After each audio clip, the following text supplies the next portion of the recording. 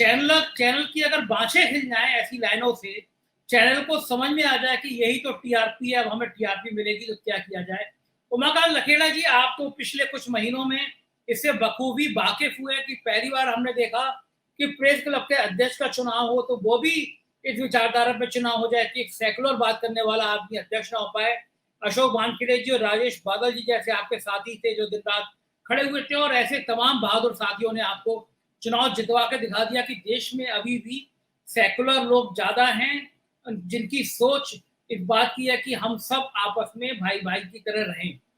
लेकिन press club of India जो देश का सबसे सम्मानित ऑर्गेनाइजेशन है, उसके अध्यक्ष होने के नाते मैं आपसे पूछना चाहूंगा कि मीडिया जिस दौर में जा रही है, मीडिया जिस दौर में जी रही है, क्या आपने कल्पना करी थी कि मीडिया भी इतनी कभी जहरीली हो सकती है? संजय जी, सबसे पहले तो आपका धन्यवाद कि आप चुनाव के लिए आपने दिल्ली दौरा किया, तूफानी दौरा किया, और आपसे मेरी बात हुई कि आप वानखेड़े साहब के साथ हैं, राजेश बादल जी थे और सारे लोग दिल्ली में थे। मैं सबका शुक्रिया दोबारा अदा करता हूं। और दूसरी बात, जो आपका जो टॉपिक है, वो टॉपिक ये है कि ये कोई जो जो जो नुपुर शर्मा या टाइम्स नाउ चैनल में जो कुछ हुआ, वो कोई आज अचानक नहीं हुआ है। उसकी जो प्रक्रिया है, पूरी प्रक्रिया है, वो प्रक्रिया लगातार चल रही है। और किसी भी मुद्दे पर मुझे याद है कि कम से कम 5 प्रधानमंत्रियों को मैंने प्रेस कॉन्फ्रेंस में, जो राष्ट्रीय संवाददाता सम्मेलन होते थे, मैंने 5 प्रधानमंत्रियों को सवाल किए राष्ट्रीय प्रेस कॉन्फ्रेंस में, और उन्होंने सवाल के जवाब दिए बड़े संजीदगी से, और सवालों को अप्रिशिएट भी किया कि बड़े क्रिटिकल सवाल थे मेरे, और हमेशा होते थे, चाहे वो राजीव गांधी रहे हों, चंद्रशेखर जी रहे हों, गुजराल रहे हों, देवगौड़ा रहे हों, या अटल जी, या अभी के तो अब नरसिम्हा राव रहे हो, मनमोहन सिंह रहे हो। अभी के जो प्रधानमंत्री जी हैं, उन्होंने तो 8 साल से कोई प्रेस कॉन्फ्रेंस की नहीं। तो सवाल ये है कि जो लोग हैं आज, इनके जो प्रवक्ता हैं, और ये लड़की नुपुर शर्मा, ये 1-2 बार मेरे साथ भी पैनल में थी। और बेसिकली क्या है कि जो कुछ हो रहा है और जो बोया जा रहा है, तो ये जो बोया जा रहा है, ये उसी की फसल है। और जो घटना, जो परिणति हुई है कि आपने ऐसे लोगों के हाथ में इतना सेंसिटिव, संवेदनशील, इतना जिसका बड़ा इम्पैक्ट पड़ रहा है पूरी दुनिया में, देश दुनिया में। आज हम किस दौर में, समाचार विस्फोट के दौर में हैं, और उस दौर में रह रहे हैं कि यहाँ पर एक चैनल में कोई बात बोलती है, पूरी दुनिया में हंगामा मच जाता है। तो जब आप इस तरह के लोगों के हाथ में अपने मीडिया का नियोजन, मीडिया की डायरेक्शन, मीडिया तंत्र के जरिए जो आप झूठ परोस रहे हैं, वो तंत्र के जरिए जब इस तरह का चीजें सामने आएंगी, तो उसकी परिणति वही होनी थी जो आज दुनिया में भारत की किरकिरी हुई है। और हम जो है मीडिया फ्रीडम के जो स्वतंत्रता है, उसमें पत्रकारों को तो बोलना कुछ दिया नहीं जा रहा है, लिखा नहीं जा रहा है। और जो बड़े बड़े अखबार हैं, वहां एक विचारधारा के लोग बिठा दिए गए हैं, उस विचारधारा के लोग एडिटोरियल तैयार कर रहे हैं, वो विचारधारा झूठ फैलाया जा रहा है उस विचारधारा के जरिए। मैं उस डिटेल में तो नहीं जाऊंगा, लेकिन मैं इतना कह सकता हूं कि मीडिया फ्रीडम और मीडिया को चौतरफा घेराबंदी करने का जो आपने कुचक्र पिछले कुछ सालों से जो सामान आप जुटा रहे हैं, उस सामान आप जुटा रहे हैं, उसी की परिणति है। और जिस तरह से जो खबरों के स्रोत है, जैसे भारत की संसद खबरों के स्रोत है, और मैं पिछले 33 साल से 33 ईयर से मैं भारत की संसद में बैठता हूँ। पिछले 1 साल से मैं 2-3 बार पार्लियामेंट की कवरेज करने जा पाया, क्योंकि पार्लियामेंट में मीडिया की जो लोकसभा में खास तौर पर जो मीडिया की एंट्री वो बंद कर दी गई है। इसी तरह प्रेस इंफॉर्मेशन ब्यूरो में ये सारे दिग्गज यहाँ बैठे हुए हैं, वानखेड़े जी और बादल जी, ये जब बताएंगे कि क्या हालत हो गई है कि पीआईबी के जो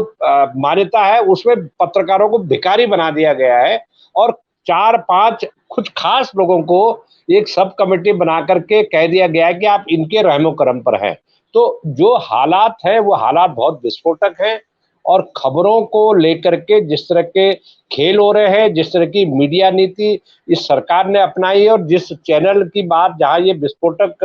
हुआ है, ये जो उद्घाटन रहस्योद्घाटन हुआ और जो इस तरह की अमर्यादित भाषा का इस्तेमाल प्रोफेट मोहम्मद साहब के खिलाफ किया गया, वो चैनल जिस विनीत जैन का है, वो विनीत जैन तो कहते हैं कि मैं पत्रकारिता मीडिया का आदमी नहीं हूं, तो इनको मीडिया कहना, अगर हम मीडिया इनको कह रहे हैं तो ये मतलब हमारी अज्ञानता होगी, क्योंकि एक विश्व पटल पर विनीत जैन ये कह चुके हैं कि जब उनको कहा गया कि भारत के सबसे बड़े अंग्रेजी अखबार के विनीत जैन जी को हम पेश कर रहे हैं कुछ बोलने के लिए, तो उन्होंने उस सम्मेलन में, विदेश में सम्मेलन हुआ था, उन्होंने कहा no no please correct yourself, I am not in the media business, media industry, I am running a advertisement business, मैं विज्ञापन का कारोबारी हूं, मैं मीडिया मत कहो मेरे को, मीडिया से मेरा कोई ताल्लुक नहीं है। तो जब इस तरह की चीजें, और ये रिकॉर्ड में, कोई ऐसा नहीं कि मैं कोई नई बात बता रहा हूँ, ये पब्लिक डोमेन पे चीजें हैं, आप गूगल जा करके आप सर्च कर सकते हैं कि उनका कहाँ उन्होंने इस तरह की बातें कही। तो ये एक किस्म से देखिए कि ये इस तरह का रेडिकलाइजेशन, हमने इतने साल जर्नलिज्म कर लिया, बादल साहब से तो हमसे भी सीनियर है, वानखेड़े जी भी हमारे समकक्ष से, इतने साल हम लोग अपने धक्के खा रहे हैं, हमने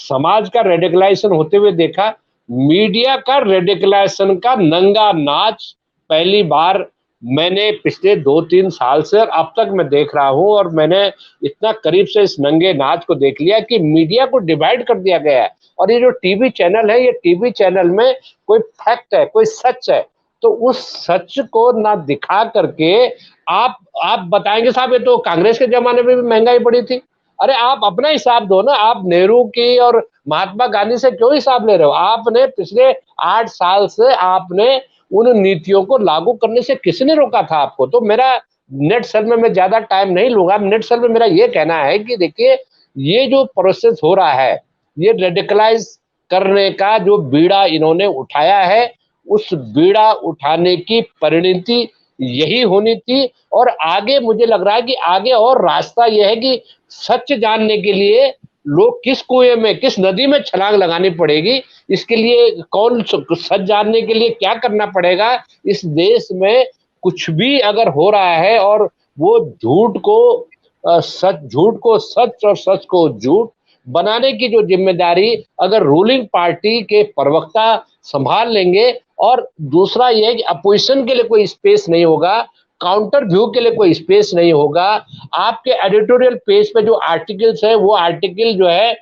पांचजन्य और ऑर्गेनाइजर और इस तरह के जो एक जिहादी भाषाओं में, उससे भी मैं नहीं कह रहा हूँ कि जो जिहादी भाषा पांचजन्य और उनकी भाषा तो बहुत अच्छी है, ये जो बाकी अखबार निकल रहे हैं, ये तो उन्होंने मुझे लग रहा है कि उनका सर्कुलेशन को घटा दिया है, क्योंकि ये इतने आगे बढ़ गए इस तरह के, फिर इस तरह के जो ये लोग काम कर रहे हैं। तो मुझे ऐसा लग रहा है कि भयावह स्थिति खासतौर पर मीडिया के लिए बड़ा चुनौतीपूर्ण दौर है, और इस पर बड़ा सोचने की जरूरत है कि क्या इस तरह की जो प्रवृत्तियां बढ़ रही हैं, उस तरह को उनको कैसे रोका जाए, कैसे काबू किया जाए, जिससे हम एक स्वस्थ लोकतंत्र में जी सके। कि क्या मीडिया को फिर से नैतिकता का पाठ पढ़ाने के लिए दिल्ली में प्रेस क्लब में हम कुछ इस तरह की गोष्ठियां या इस तरह के विमर्श आने वाले में दिनों में देखेंगे? इससे दिल्ली में अगर इस तरह की संवाद शुरू होंगे तो कम से कम नैतिक रूप से इस तरह अंबानी बंधुओं के चैनल वालों को कुछ शर्म आएगी। देखिए, मैं मानता हूं कि देखिए, हम लोग कोई, हमारे पास इतने संसाधन नहीं है कि, लेकिन हमारे पास जन समर्थन है, और हम इन चर्चा को लगातार, हम पिछले 1 साल से पेगासस में सुप्रीम कोर्ट के जजों के टेलीफोन टेप हुए, पेगासस में पत्रकारों के टेलीफोन टेप हुए, पेगासस में मंत्रियों के, जो सरकार के कैबिनेट मिनिस्टर हैं, पहले ये होता था कि आप विपक्षी नेताओं के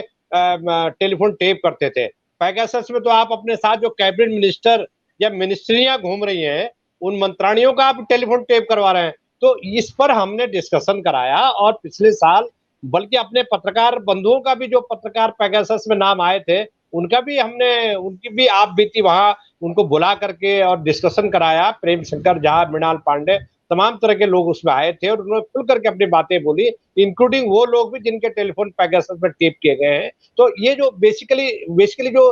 जो प्रेस क्लब का जो आखिरी किला बचा हुआ था, उसको कैप्चर करने के लिए साम दाम दंड भेद, राजेश जी और वानखेड़े जी दिल्ली में देख रहे थे क्या तमाशा हो रहा है, और मुझे लग रहा है कि किसी जमाने में झुग्गियों में जो शराब बांटी जाती थी, वो प्रेस क्लब के बाहर शराब बांटी गई, लोगों को पैसे बांटे गए। ये दौलत कहाँ से आ रही है, पैसा कहाँ से आ रहा है? हमारे पास तो कोई पैसा नहीं था कि हम लोगों को इस तरह से बेजा इस्तेमाल करते। तो बेसिकली ये जो प्रैक्टिस है, ये प्रैक्टिस है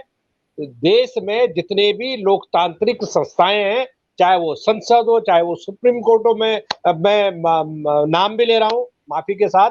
तमाम तरह की संस्थाओं को कैप्चर करो और देश के जितने महत्वपूर्ण पद हैं, उन पदों पर ऐसे लोगों को बिठा दो जो आपकी चाकरी करते रहे पूरे कार्यकाल भर। इस तरह का एक कल्चर पैदा किया जा रहा है और प्रेस क्लब ऑफ इंडिया निश्चित रूप से इन सारे सवालों पर पूरे साल बहस करेंगे। हम किसी से डरने वाले नहीं है, हम जेल जाने से डरने वाले नहीं है। मैंने अपने साथियों को पिछले साल ही बता दिया था कि देखिए मैं डिस्कशन कराऊंगा, मैं जुलूस निकालूंगा। मैंने पार्लियामेंट में के बाहर 400 पत्रकारों का जुलूस निकाला, मैं स्पीकर से मिलने मेमोरेंडम देने गया, मैंने अनुराग ठाकुर को मेमोरेंडम देने के लिए गया, मैंने उनको निमंत्रण दिया पार्लियामेंट्री अफेयर्स मिनिस्टर के 75 साल लोकतंत्र के, 75 साल भारत के संविधान के, आप उसमें भाषण देने आइए। वो भाषण देने नहीं आए, उन्होंने संदेश भी नहीं भेजा। ये कहा जाता है कि देश में चर्चाएं नहीं हो रही, तो हम तो चर्चा करने को तैयार है। Press club of India in सारे मुद्दों को लेकर के जो लोकतंत्र को कमजोर कर रही हैं